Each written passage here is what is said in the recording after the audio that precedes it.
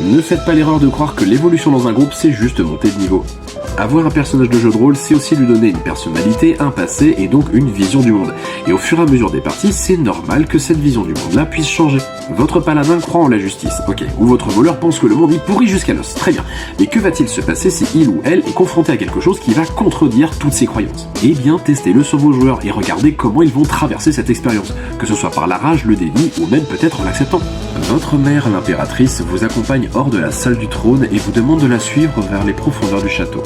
C'était un magnifique couronnement, et vous avez à peine reçu le trône, et déjà beaucoup de responsabilités vous attendent dès demain. Débloquant un passage secret dont vous ignoriez l'existence jusque-là, vous découvrez un escalier qui s'engouffre vers les profondeurs, débouchant jusqu'à une sombre grotte humide et froide. Là, une toute autre procession a lieu. Un cortège d'hommes et de femmes enchaînés sont tirés de force vers le milieu de la grotte.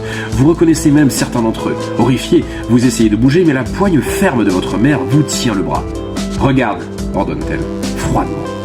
Les gardes du cortège se replient, abandonnant celui-ci dans les ténèbres.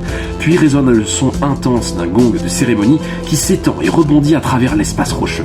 Vous ne voyez rien dans cette pénombre, mais vous entendez les bruits de pas lourds. Un raclement, un grognement, les hurlements.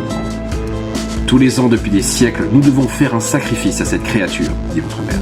C'est le prix à payer pour la maintenir endormie et assurer la sécurité du royaume. Et désormais, c'est ta responsabilité.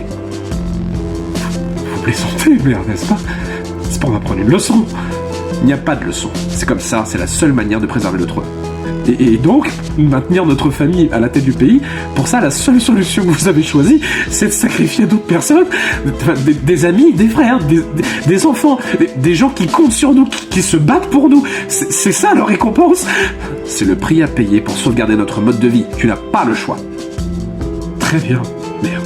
Il y a toujours un choix. Alors je réduirai moi-même ce château en cendres.